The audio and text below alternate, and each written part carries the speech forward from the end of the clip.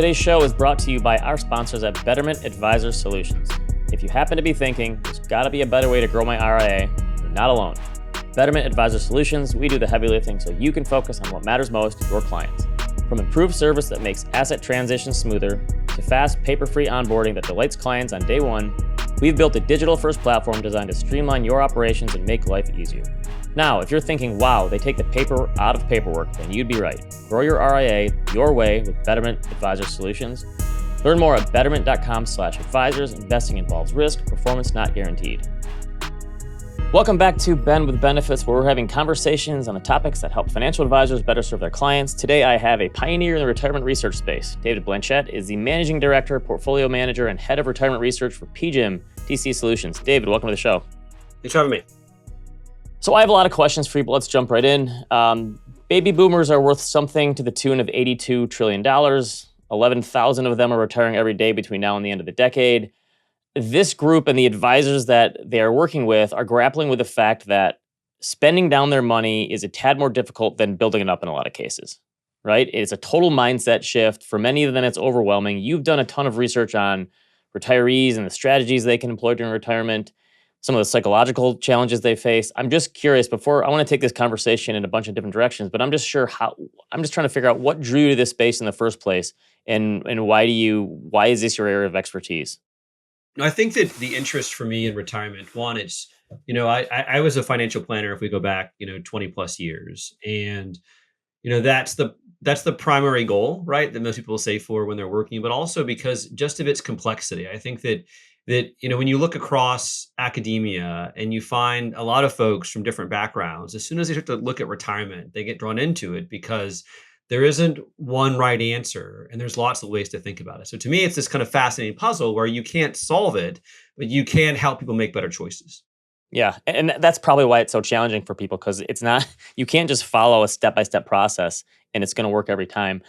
Do you think that advisors are prepared for the onslaught of financial advice that's going to be necessary in the coming years? Because that's another thing is there's a lot of retirees, but the average age of a financial advisor is something like 55 to 60. So do you think the wealth management space is prepared for this? Because a lot of baby boomers are going to need a lot of advice in the years ahead.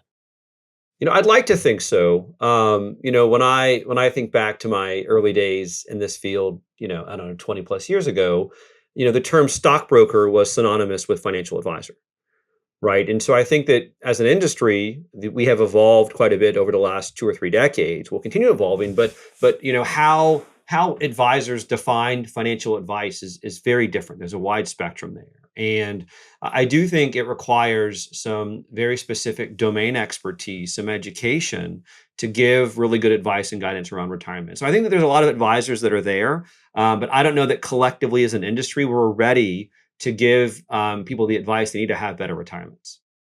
So there's this dichotomy that exists among the products that people desire for financial security in retirement, and then their psychological hangups. So your research has shown that people are more willing to spend money from their savings if they are given some sort of income on a regular basis, right? If they're forced to take it from their portfolio or sell some of their investments, they're far more reluctant. And I've heard this a lot from people saying, I don't want to touch the principal, I want to live on the income. I guess people are just used to getting paychecks, and so they'd rather have that same experience. The problem is that the products that can provide this regular income, annuities, I don't know if I'd say they're hated by advisors. That's a strong word, but just maybe they prefer not to use them or they prefer to avoid them. So there's this dichotomy of the psychological benefits of this type of product exist, where people are more willing to spend from their portfolio, but a lot of advisors are reluctant to use these strategies. So maybe you can just talk about your thoughts and studies on this area. Sure. So maybe taking a step back, right? It's not easy to accumulate $1 million, right? If you're saving for retirement, you have to kind of be an ant. You've got to kind of be a good, diligent saver, let those savings grow, invest those savings. Advisor can help you for 20 or 30 or 40 years, a long time, right? And then when you retire, there's this notion that you're supposed to all of a sudden be a grasshopper. You've got to consume all these savings. That is a very different psychological mind shift, right? People don't want to go back to work. They don't want to go be a Walmart greeter and all these things. They just think of all these bad things happening. And so what we tend to see, this is research with Michael Fink, who's at the American College, is that people don't like to spend down their savings. And I think that is a perfectly rational response when you don't know how long you're going to live, what the markets are going to do, all these different things. And so there's already kind of decades of research around the economic benefits of lifetime income, right? So when you buy lifetime income, and that can be delayed claimant of Social Security, it could be a lifetime income annuity, lots of different products. Right? Social Security is like the first annuity for a lot of people, It or the really only is. one And for a so, lot. Yeah. I wouldn't. Yeah, I hesitate to use the word annuity for it, right? But I think that the key to me is this idea of lifetime income, right? Almost every American receives some form of lifetime income. Okay. And what our research finds is that people, they like to spend lifetime income. They have no problem spending income that I think they view as certain. I think where the problem emerges, right, is well, how do I spend from a portfolio? And advisors can help that, but advisors can't provide certainty around how long you're going to live, what the market's going to do, all of that. And so I think where the industry needs to evolve is more advisors kind of actively considering lifetime income solutions like annuities when it comes to a retirement income plan. Now, there's different ways to do that. There's emerging solutions being created, but I just think that today, too many advisors, you could argue, radically overuse or radically underuse annuities. I think they should be kind of part of a common tool set used by all advisors, but that's clearly just not the case today. Yes, I think it is funny that the extremes, on the one end, you have someone who says this is the only solution. And on the other hand, you have someone who says, no, we can never use a solution in terms of, so how do you think it's possible for advisors to use more traditional portfolios to sort of marry the two and not say, hey, listen, we're going to annuitize all of your money because some people find that scary prospect as well. How do you see those strategies being used in concert with a more traditional bucketed portfolio? Yeah, so I mean, a few things. First, like I don't think anyone would argue that all of someone's savings should be allocated to a lifetime income annuity, right? And to be fair, among the annuities that are used to create lifetime income, the most common ones in terms of those are sold or used by advisors tend to be some kind of living benefit structure, so that you've got a portfolio, and for an annual insurance fee, it guarantees that if you're still alive and the portfolio is at zero, you receive income for life, right? That's a very different kind of way to think about lifetime income than a traditional annuitization scheme that requires like an irrevocable transfer of the premium to the insurer. Like very few people who are retired buy what people often think of as annuities. Well, the original kind of annuity over 2,000 years old is one where you transfer your money to some third party. It could have been a government. Today it's an insurer, and they give you income for life, and you can't get that money back, right? Right. People don't like to do that. Like that is really, really hard. And so that's why we see today the vast majority of sales in annuities that offer some kind of lifetime income is a living benefit rider. So it's a traditional portfolio, and for an annual fee, it provides that kind of lifetime income benefit. I think those are the types of structures that resonate more.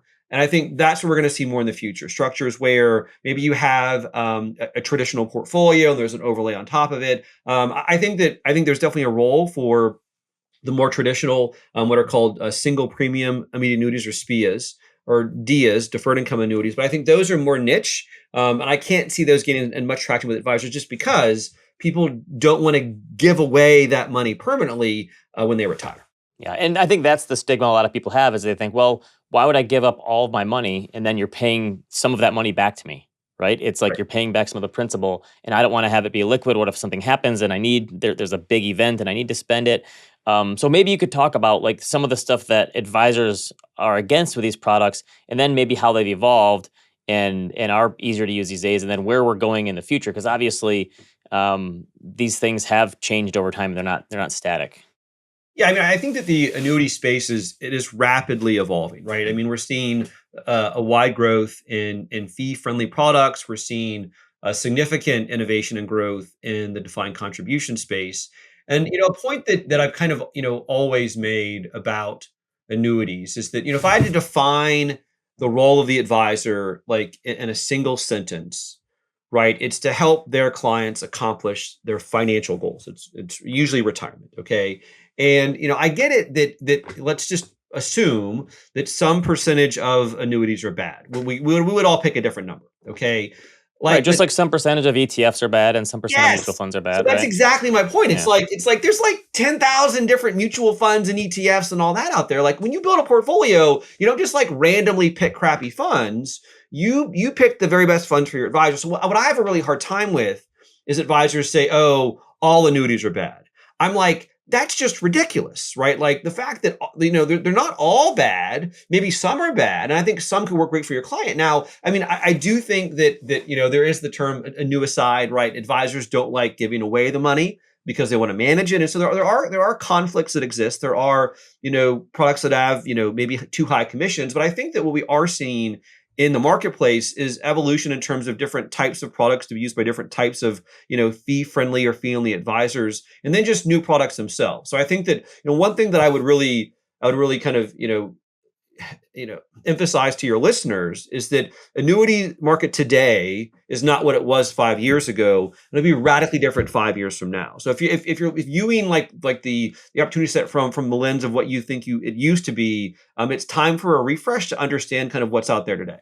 So yeah, we're seeing a lot of insurance-like products like structured notes enter the ETF space, right? The buffered ETFs Sure. and these defined outcomes, and there's a ton of that going on. And it's funny, Michael and I on our other show talked to someone a couple weeks ago and asked, are these structured notes actually making it harder for the insurance companies to sell these? And they said no. It's funny, there's a huge groundswell in ETF, but also within the structured note arena as well. There's a ton of interest, and it's just because I think especially the older community likes to have these sort of guardrails, right? Yeah. They like to have these, you mentioned all the uncertainty that you deal with. So is it ever going to be possible that we're going to see different structures for annuities in different fund types, or is that just not really possible? So I think it's very possible, right? So it's funny. There's an article in the Wall Street Journal called like buffers like boomer candy, and I think that's Yeah. partially true. I think that there. I mean, I've done research. There is this kind of economic benefit to them. I think, but there's also a behavioral benefit. It allows people to take on risk in ways they might not be willing to otherwise. But I do think that we are going to hopefully see. We've already seen it. Different structures to access lifetime income, right? So what I always say is like if you want lifetime income, like the first place you should always look is delayed claim of Social Security. There's no private annuity available today that has a higher kind of economic payout. A key reason is that Social Security is based on kind of the average American.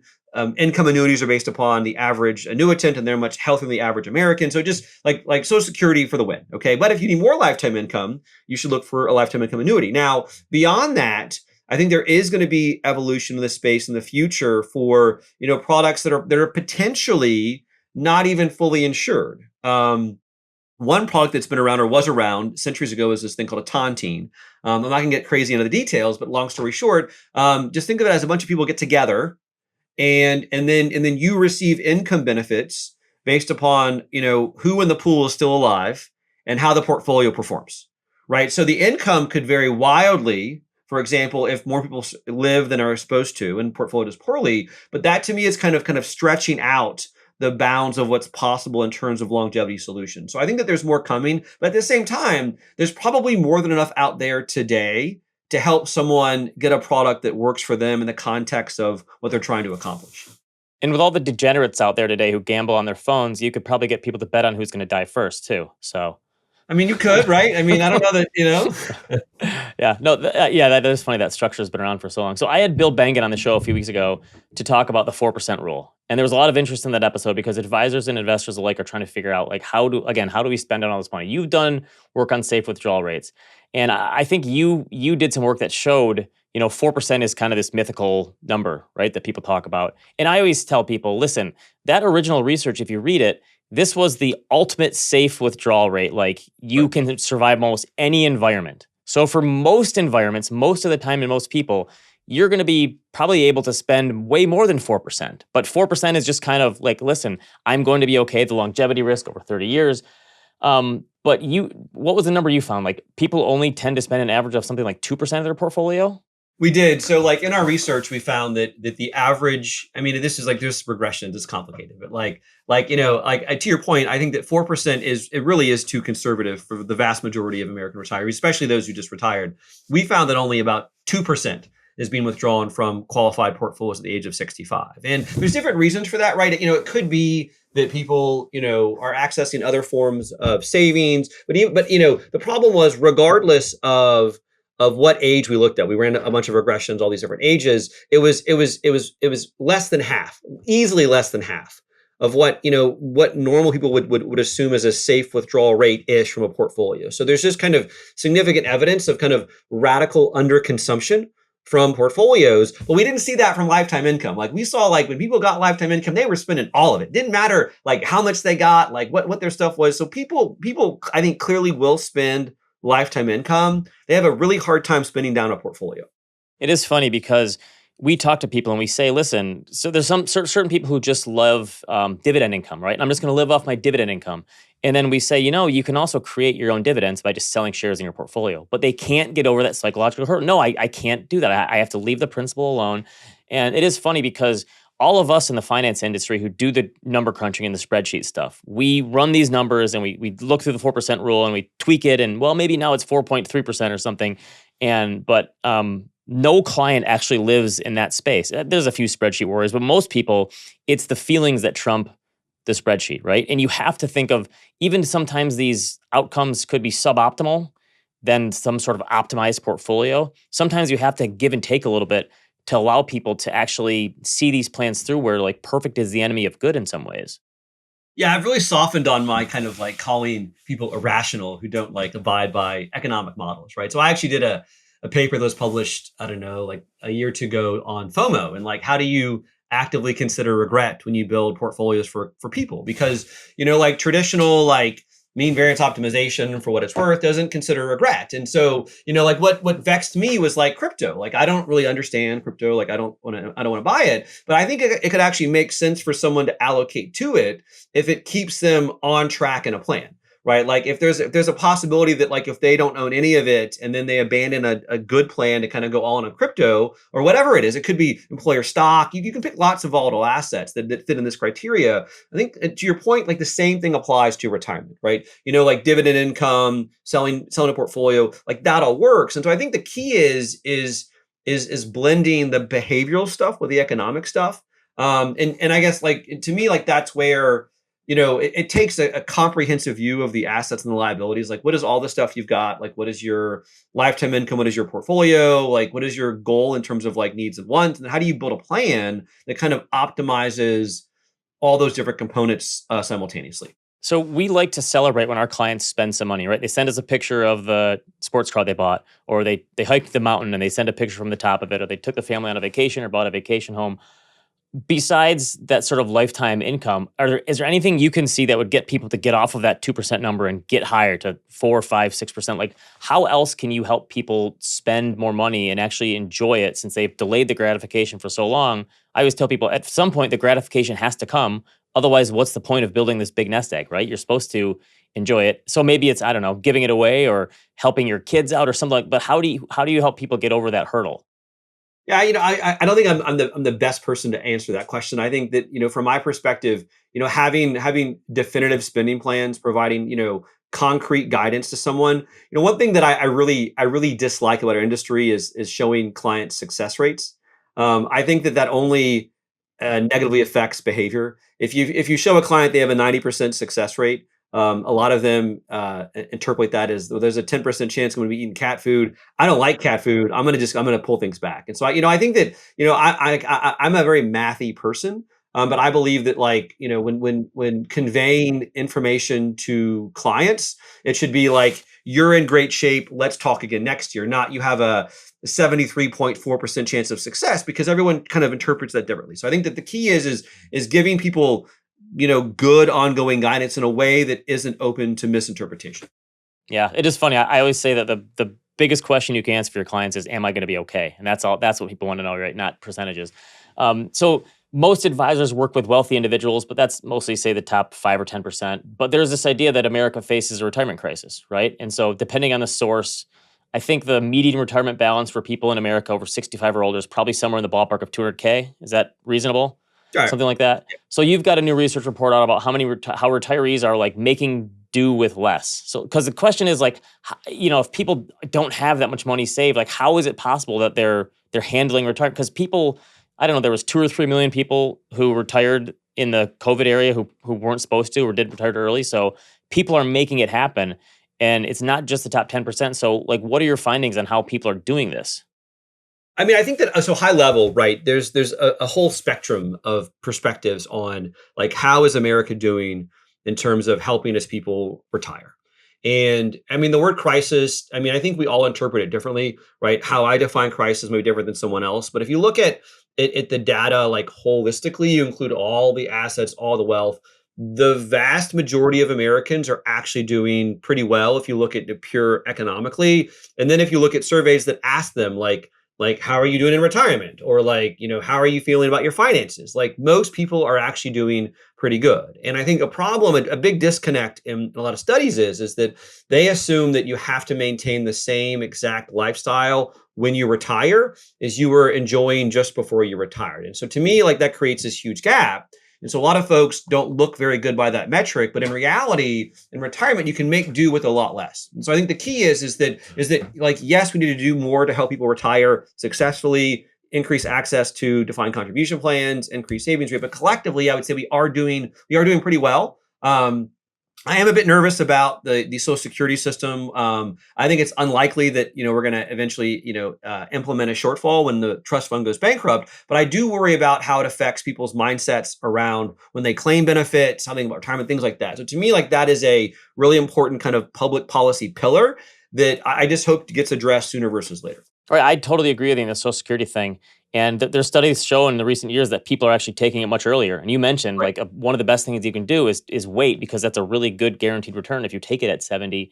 And a lot of people are saying, I'm worried about it. And yes, I think it would be nice if they figured this out sooner rather than later. I guess it's kind of our thing to wait until the last minute to fix these things. But yeah, I can't see any politician in the right mind deciding, well, yeah, we're just going to cut benefits by 25% because of this shortfall. There's no way that's going to happen, No way. as far as I'm concerned. Yeah, I Right. don't even really consider that. So you've talked about all the risks. There's longevity risk and sequence of return risk and inflation and healthcare costs, and the list could go on. And I'm curious, as a fellow number cruncher, like how do you build flexibility into the process when these variables are in a constant state of flux? Like you said, like not everyone's going to keep the same level of spending, and people probably spend more in their 60s than they do in their 70s and their 80s. So like when you try to build these strategies and talk to advisors about them, how do you think about the fact that you can't just follow the spreadsheet and you have to be more flexible, and it's like a process and not an event? Yeah, so I mean, there's this fancy word we use. It's estimation error, right? Which is just that we can't predict the future, right? And that I mean, I don't know what's going to happen next week, much less over the next 30 or 40 years. If you think about some of these financial plans, they last like 60 or 70 years, right? So like a lot is going to change. And so I think that to me the key is that doesn't mean you don't have a financial plan. Like that's not the right answer there. It's to make sure that the assumptions in your plan are as reasonable as possible. Right. Let's make it reasonable. But to your point, it requires a constantly revisiting the plan as things change. Right. I don't know if you're going to have a health issue, you have to retire early. If you get a promotion, you can like, a lot of things are going to happen that are just impossible to include in a model. I think the key is creating, models that are reasonably accurate, but also creating this sense among clients that, hey, the key here is revisiting this and adapting as things change. Right. And that's the importance of a relationship. It's not like handing you a binder on day one and saying following it. Just follow this and you'll be fine. You have to. It's a process. What else are you working on that's relevant to financial advisors these days? Or maybe like, what else do you think advisors should be considering when trying to piece together this retirement puzzle for their clients? Yeah, I mean, so one of the things that I've been focused on a lot is like how do you build efficient retirement income portfolios? Like retirement is this really interesting goal where, it's not just really a single goal, it's a series of goals of, more essential expenses and more flexible expenses. Right. And I think in theory you would have all of your more essential expenses covered with lifetime income, social security or lifetime income annuity, but people don't want to do that. Right. And so then like how do you think about building portfolios that are kind of geared towards the target level of like income or spending volatility? And then how does that change over different durations? Is it an essential expense today versus an essential expense in 20 or 30 years? And again, like I think the right answer is, oh, just go out and buy a lifetime income. But it's back to our earlier point. It's like we have to acknowledge people don't want to do that. So then how do you kind of design portfolios that are, well built to kind of weather the uncertainties around longevity, inflation risk, stuff like that. So your buckets could be different than the traditional. So maybe because this is another question we get all the time from people is, well, what should my asset allocation look like in, and how much cash should I have, or how much fixed income, or how much income based product should I have? And and I think people are trying to like back their way into like how much am I going to make sure I'm okay? And maybe your bucketing approach is more like, listen, the needs, what you need to, the roof over your head, the food, the clothing, all that stuff, should probably be in something that's more fixed and regular, or cash, or whatever it is, something that you can access. And the more risky stuff can be maybe your vacations and your other stuff. And if things are going really well in the stock market, okay, more vacations. If things are not as well, pull back a little bit on those. So is that kind of your bucketing approach essentially? Yeah, I mean, it's still buckets. I mean, like I really like buckets behaviorally to help someone understand kind of how the portfolio is working. So I mean, you could do. I mean, right now we think of bucketing typically as like time segmentation, right? You've got like a cash bucket, a near-term bucket, long-term bucket. You could do that too if you wanted for like needs and wants, but then you have like 6 buckets. So it gets really complicated pretty quickly if you want to do that. But I think the key is just like accurately thinking about the unique risks in a retirement portfolio. And retirement it is different than accumulation. So like how you would design a portfolio, even if it's a balanced portfolio, it should look quite a bit different just given how your total wealth varies, the goal varies, things like that. Yeah. And I do think that people are so much more informed now than they were in the past on this stuff. Because the people I always say that you only get to go through retirement once. You don't get like a bunch of cracks at it, right? And so there's you can't figure out if you're going to retire at a good time or not. You can't figure out if you're going to have that sequence of return risk. And the mentors you have, people in the past didn't live quite as long, right? Right. So a lot of people died much earlier. So the fact that boomers are going to have all this wealth, but they're also going to live longer than any generation, right? And they don't really have many retirement mentors to look at to say, oh, this is exactly the roadmap you took. A lot of them feel like they're kind of flying blind. So I do think it is this puzzle where the pieces are constantly moving on you, and it just requires like course corrections. And so anything else new that you're working on in the coming months and years? Well, yeah, I mean, I think right now it's how different longevity products can possibly improve retirement outcomes. I think that again, like big fan of Social Security, big fan of the traditional products, but like what else can we create that might entice more advisors, more retirees to think about, again, I would never suggest that someone should have all of their wealth in lifetime income, but like it's just, to your earlier point, like retirement is so idiosyncratic, right? Like you could have 2 people that had the exact same amount of money when they retired. And because of sequence risk in the markets, one just crushes it and one gets absolutely crushed, right? We're talking like 2 exact same savings levels. You've got health issues. And so I think that, increasingly like we need effective ways to pool risks and to think about how do we kind of mitigate all these unique risks that retirees face at this individual level, given the kind of just increasing importance of, defined contribution plans. So you're putting out research on a regular basis. Where can we send people who want to learn more? Sure. So probably the best place is PGIM.com. I've also got a website, davidandblanchett.com, but it's not very good and I don't update it regularly. So okay. Alrighty. Appreciate it. Just want to let all the advisors know who have asked, we are turning these videos into a podcast channel. Should be coming soon. Thank you, David, for coming on. Appreciate this, and we'll see you next time. Sounds great.